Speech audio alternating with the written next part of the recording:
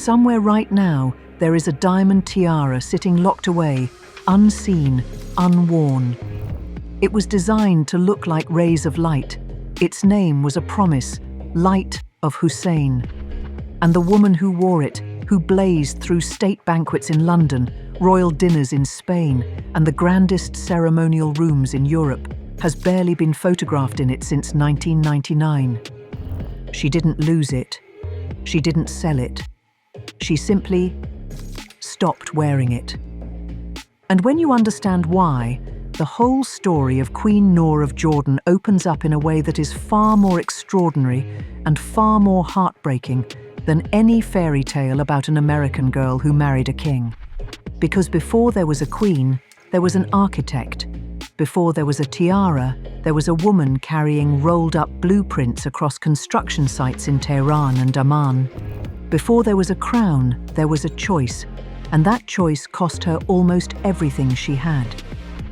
Today, we follow the jewels, and in doing so, we find the woman. The woman before the crown. Let me tell you who Lisa Halaby actually was, because this is the part of the story that tends to get swallowed up by the romance. She grew up in a household where power was entirely normal, but affection was not guaranteed. Her father, Najib Halaby, had been a Navy test pilot, head of the U.S. Federal Aviation Administration under President Kennedy, and later CEO of Pan Am. Lisa moved through some of America's most elite schools before joining the very first coeducational intake at Princeton in 1969. And here's what I find so telling. She didn't choose art history or literature. She chose architecture and urban planning, thinking in master plans and infrastructure, not decorative surfaces.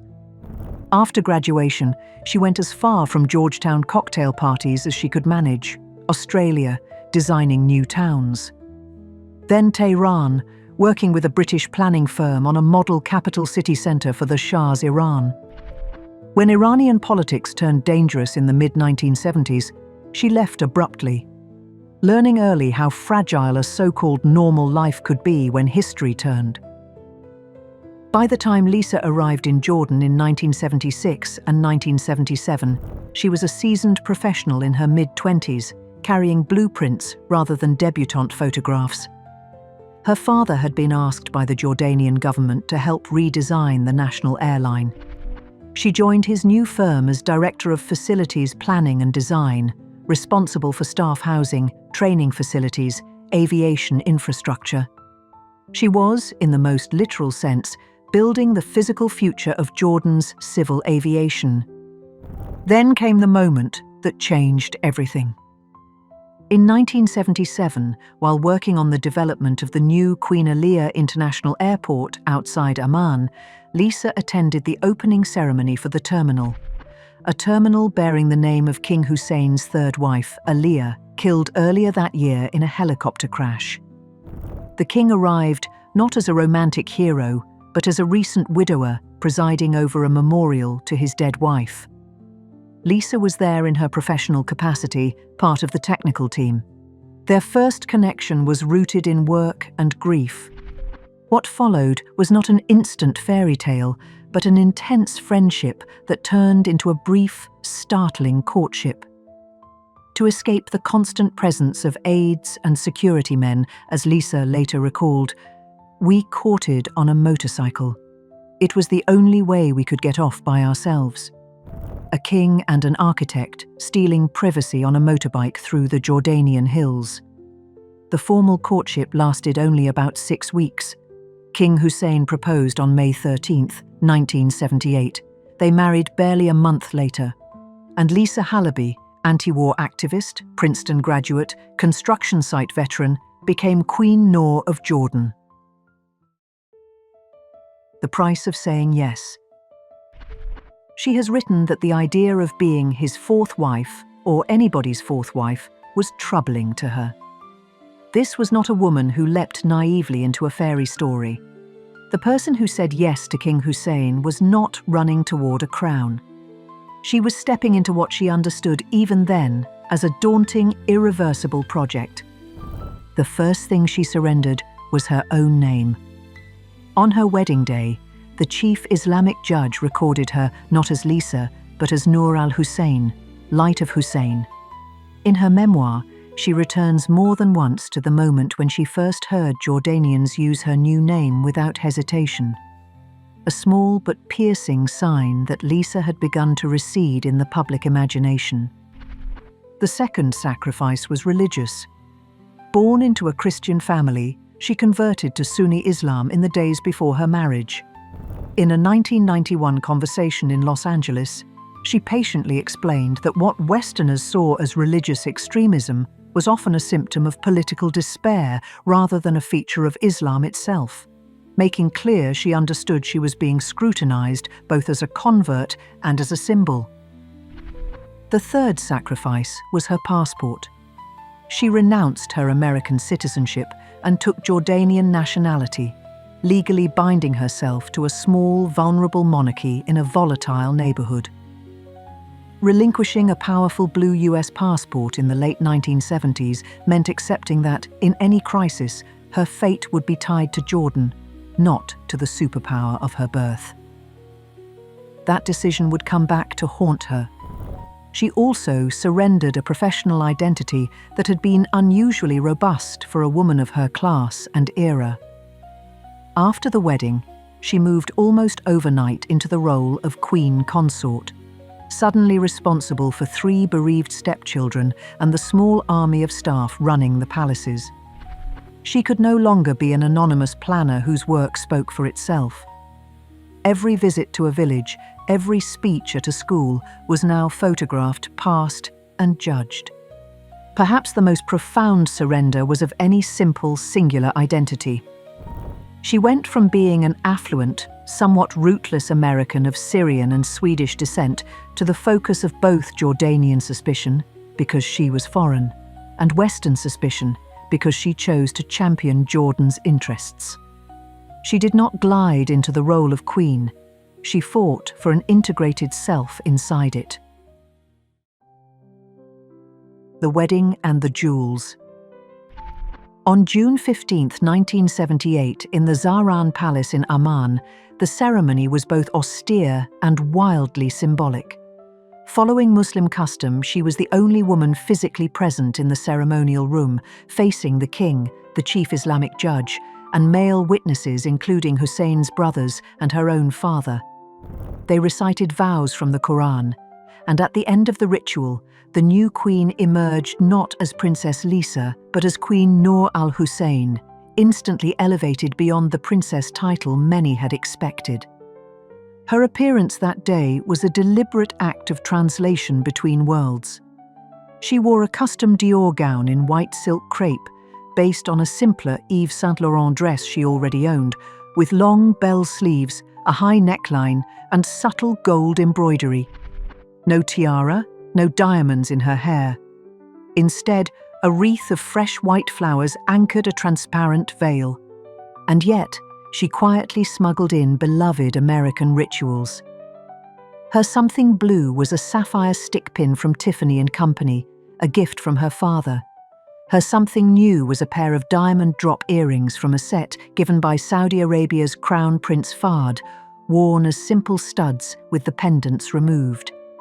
A queen-to-be, tucking her old world into the folds of her new one. Now, the tiara.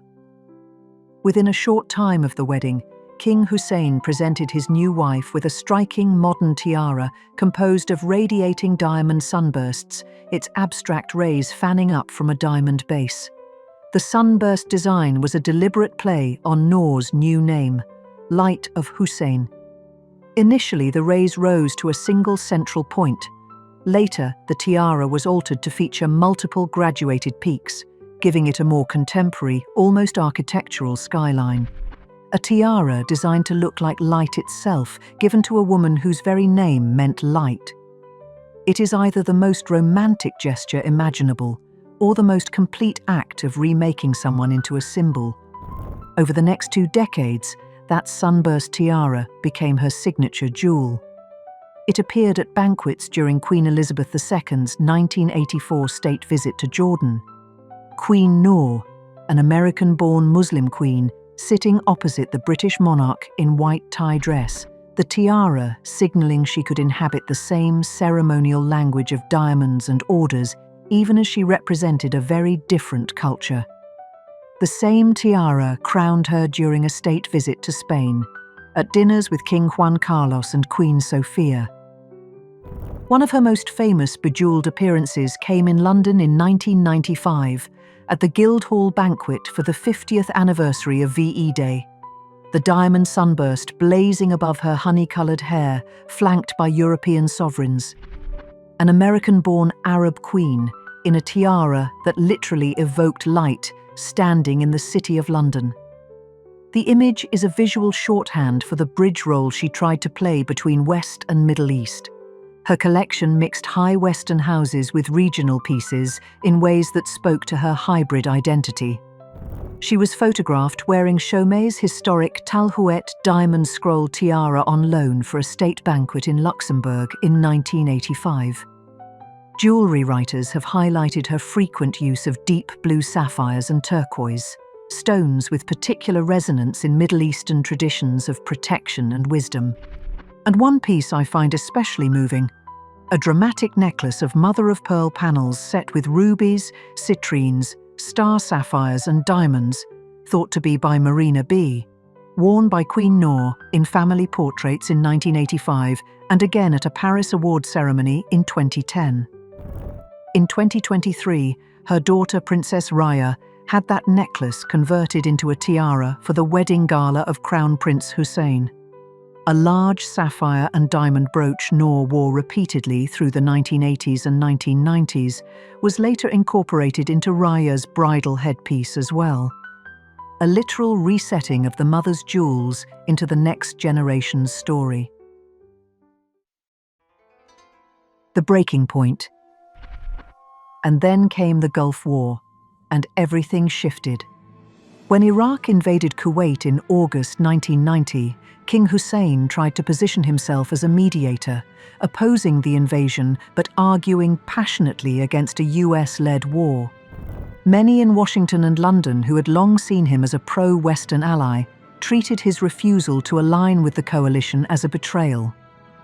In a June 1991 interview at the Bel Air Hotel in Los Angeles, dressed in jeans and a casual white summer top, Queen Noor demonstrated a command of regional history that required no briefing notes. She recalled that King Hussein had been asked by President George H.W. Bush, by Egypt's Hosni Mubarak, and by Saudi Arabia's King Fahd to try to secure from Saddam Hussein a commitment to withdraw from Kuwait. When asked about the widespread perception that Jordan had backed Saddam out of opportunism, she did not hide her anger, calling it unnatural and illogical for Americans to suddenly treat a longtime partner as a pariah.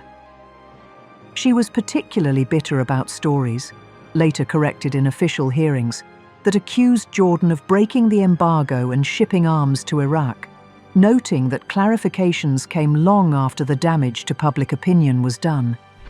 The American girl who had once marched against the Vietnam War found herself, now as a Muslim queen, trying to explain to American audiences why another war in the region might be catastrophic.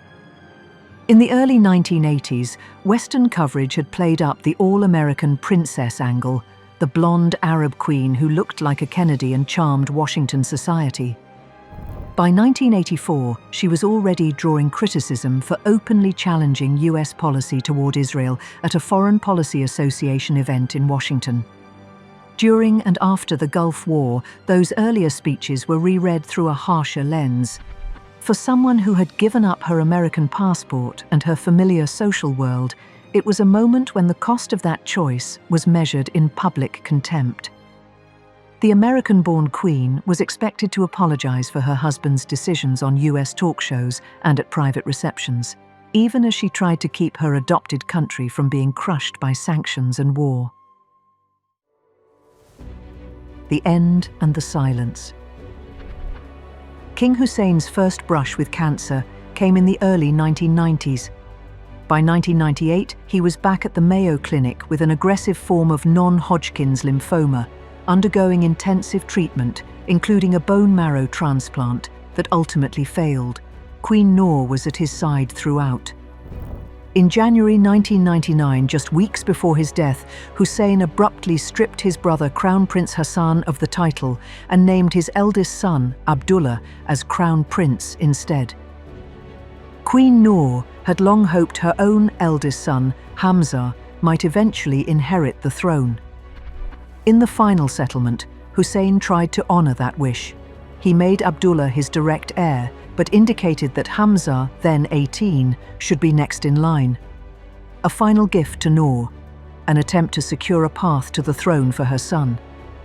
On February 7, 1999, King Hussein died in Amman. Abdullah was proclaimed King Abdullah II that same day.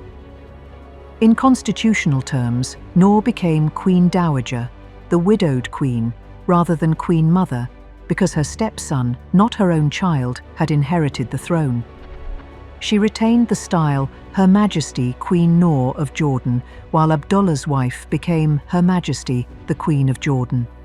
A subtle but significant distinction that preserved her rank while signalling her displacement.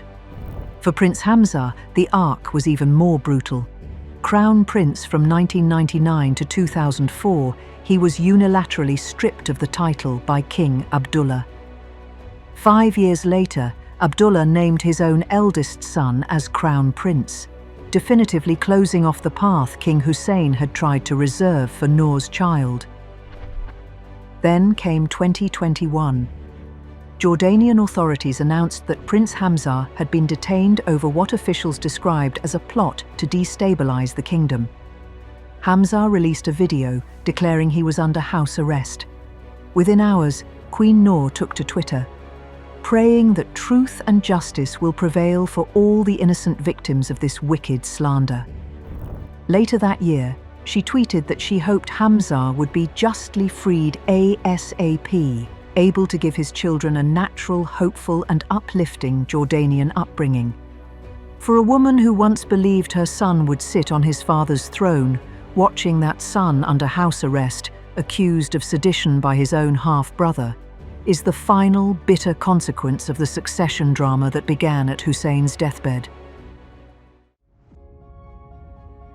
The jewels she left behind. And so we return to the jewels, because this is where the silence becomes eloquent. Unlike the British royal family, which has a semi-formal distinction between the monarch's official collection and a consort's personal pieces, Jordan's royal jewelry holdings are comparatively small and largely undocumented. There is no public inventory of the tiaras, necklaces and brooches associated with Queen Noor. No official statement about how they were divided after 1999. The diamond sunburst tiara appears frequently in portraits and at state occasions through the 1980s and 1990s. But since King Hussein's death, she has been photographed wearing it only once, in an official portrait taken after the foundation of the King Hussein Foundation, where it serves as a visual shorthand for continuity with his memory. As one royal jewelry writer remarked, although she has continued an active public life, she seems to have kept her tiara firmly locked away. That phrase has stayed with me. Kept her tiara firmly locked away. It captures both the physical and emotional withdrawal of that symbol from public view. Other pieces have clearly remained within her immediate family, passed down, repurposed, reimagined. The mother-of-pearl necklace converted into a tiara by Princess Raya, the sapphire brooch woven into a bridal headpiece.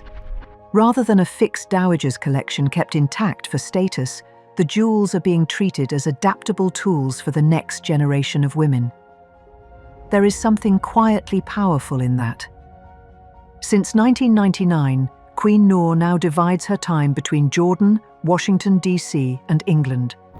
In photographs from her work with the King Hussein Foundation, the International Commission on Missing Persons, and environmental organizations, she favors comparatively modest pieces. Gold earrings, small brooches, strings of pearls. Nothing that competes with the causes she is promoting. Whether this is personal taste, political sensitivity, or a constraint imposed by the current court, we simply do not know. It may, of course, be all three. Here is what I keep coming back to. A woman gave up her name, her religion, her passport, her profession, and her country of birth. She wore a tiara shaped like light. She sat opposite Queen Elizabeth II and represented a world that was neither fully hers by birth nor ever entirely hers by adoption.